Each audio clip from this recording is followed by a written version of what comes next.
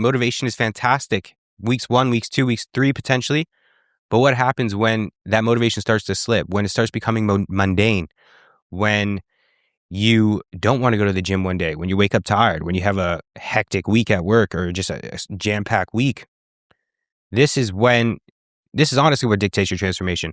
This is the scenario, the instances that are going to decide whether you're successful in your journey or whether you're going to revert back and then decide to watch another YouTube video and start another or 3 or 1 month or 30-day transformation and hope to get the best results possible, which is we've covered. Not the case. So first is going to be identity. Highly recommend the book Psycho Cybernetics. Fantastic. It'll cover identity, how identity is essentially the root of everything. Your actions will align with who you think or who you want yourself to be. So who you see yourself as. For example, it is hard for the bodybuilder to eat unhealthy. If you take a bodybuilder and put him out of his environment, it is hard for him to not hit the gym. He wants to go to the gym.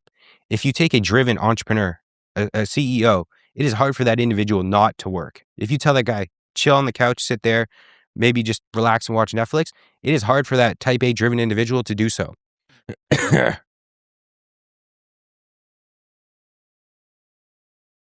Everything at the end of the day is going to come back to your identity and who you see yourself as. So a quick little activity you could run through that I found extremely helpful for myself. I ran this 2-3 years ago. Shout out to Dan Coe originally, who put me onto it. And he essentially recommended to write down your anti-vision and then your vision. So your anti-vision being what happens if you continue on the same path that you're on. And you write down in excruciating detail, what does your life look like if you stay on the same course you're currently operating on, with your same habits, your same actions, your same mindset? What does your life look like in 6 months, in a year? And you write that down. What do you look like physically? And you write that down in excruciating detail. Number one, that'll scare the shit out of you. It should, if you're currently on a poor trajectory. And number two, then you write down your vision. Okay, so what does the ideal life look like? What does your ideal self do? Again, in excruciating detail. What are your habits and actions? What time do you wake up? How do you see yourself on a day-to-day basis? What does your headspace look like? What does your self-talk look like? How do you show up in person? Are you charismatic? You could go in as much depth as you want. But it's a great exercise because it really shows you the stark contrast and also gets you to in the mindset of, okay, who is my ideal self? Who do I want to be? And then you can measure your actions against that ideal self. Another fantastic frame I got from the book by Sahil Bloom, 5 Pillars of Wealth, I believe it was called.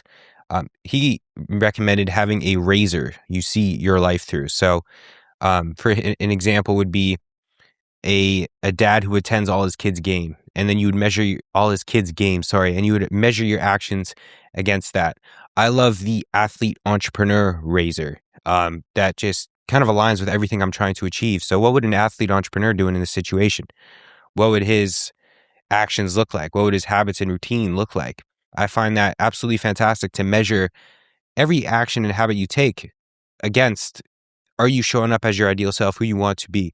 And when you really solidify your identity, how you see yourself, it will no longer become hard to take the actions that you know you should be taking because you become that person.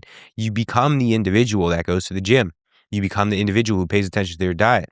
You become the individual who prioritizes their sleep because you want to get the most out of your day and reach all your goals throughout your life and build your life, your dream life.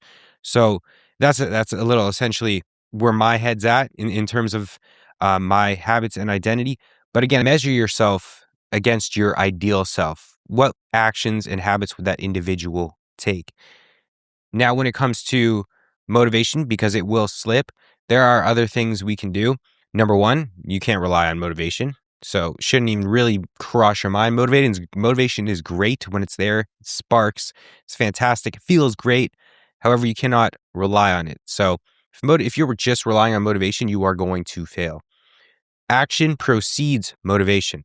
Oftentimes, if you are not motivated to go to the gym, you simply take the minimum of action and get your shoes on. You then walk out the door. You then all of a sudden are in your car. then you're on the treadmill in the gym warming up. All of a sudden, you're going to hit your workout. It kind of follows that loop. We could say the same thing in regards to your daily systems and habits, making things easy again, having your water bottle set, ready to go the night before, running shoes ready.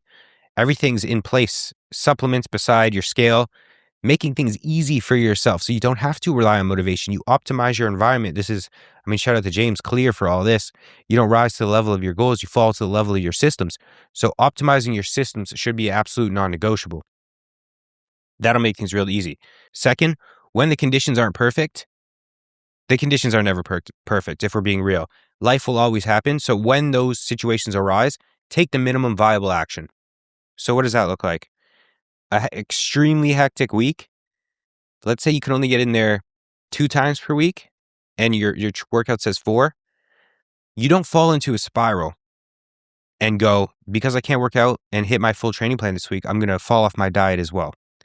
Then I'm going to eat right before bed and smash a bunch of nonsense and then destroy my sleep the next day. Then I'm not going to hit the gym because I feel horrible and groggy that morning. And you can see how that compounds into what was just a very hectic week where, let's say, you couldn't have gone 4 times per week, no problem, but you still could have hit your 2 sessions and nailed every other variable, to a week where you got completely thrown off and probably set yourself back at least 1 to 2 weeks in terms of your progress. So there's super simple things like minimum viable action. If you cannot go to the gym for, let's say, your full session, you can cut your session in half. If you, let's say, cannot get all of your meals in, you can still have 2 or 3 of your solid meals, maybe a snack. You don't need to be perfect every single day, especially on these hectic weeks when the conditions aren't perfect. This is when you scale things back to make things easy. So set your floors is what I recommend doing. Set your non-negotiables. Great thing to do is just set your morning routine. If you can set up a good morning routine that ticks off morning light exposure, that ticks off hydration, maybe some form of exercise, maybe a walk potentially, and then you can add whatever in that will allow you to have a successful day no matter what. Same thing for your bedtime routine. If you can nail the first hour of your day and the last hour of your day, you are setting yourself up for so much success in between, no matter what happens in that in-between block. You nail your first hour, fantastic. You're going to nail your last hour of your day because you're going to prioritize that, because sleep is your biggest asset, will determine how you show up the following day and then the following day, and have a spiral effect on, and essentially how you show up in your quality of life. So you're protecting that last hour of your day to get good sleep. If you can do that, you'll be fantastic. Third way we can kind of hack motivation: track progress through various metrics. Okay?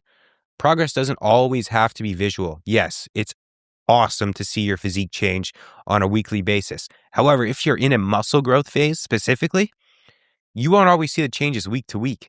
Fat loss phase is different. Fat loss phase, you're likely going to see changes week to week, which is why majority of people love the dopamine hit from the fat loss phase. You're nailing your step goal. You're seeing the changes every week. You're in the progress photos, which is another piece of data progress you can track, because the scale only tells one side of the story. So I want you to track various metrics. So you can track your scale weight, of course. That's a great tool to use as well for your feedback and adjustments to your plan. You can track your progress photos on a weekly basis, again, because you could be building muscle and losing fat at the same time. You can track, like we spoke about, your training. Every time you go in the gym and you progress on a single lift within a single session, that is a win in of itself. That is indicative of you building muscle. So that, no matter what, if let's say you had a terrible day, but you went in the gym that morning and you progressed on 2 of your lifts, that is a win you can check off. Boom, automatic motivation, because you progressed in some area. Then other things we can track: if you have a wearable, your HRV, your resting heart rate, you can see your recovery. You can kind of gamify your recovery. You can 100% gamify your sleep, as long as you don't go too overboard with it. There is definitely a line between the over optimization, which I've had a run-in with still a continuous run-in with the line between, okay, over optimization, taking it too seriously, versus instilling positive habits and taking me into towards the direction that I want to go to in terms of my goals.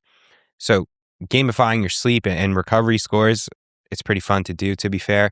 Especially I have a family group chat, would highly recommend, or just making a group, a Whoop group chat. It's like, it's not a group chat, but a Whoop group, sorry, with my family. I don't know how, but my mom is always beating my sleep scores. She is, yeah, she's quite on it. So kind of in a little competition with my mother on her sleep scores. Shout out to my mom. But other than that, track your energy. How are you feeling? Again, if you're following this optimized diet now where you're hitting all your micronutrient needs, your energy is going to be vastly improving. Your mental clarity and cognitive function is going to be vastly improving, which are all super cool things. Your confidence within yourself, because now you're showing up as the person you say you are. Your brain is always watching. So the more evidence you stack that you are who you say you are, the more confident you will become.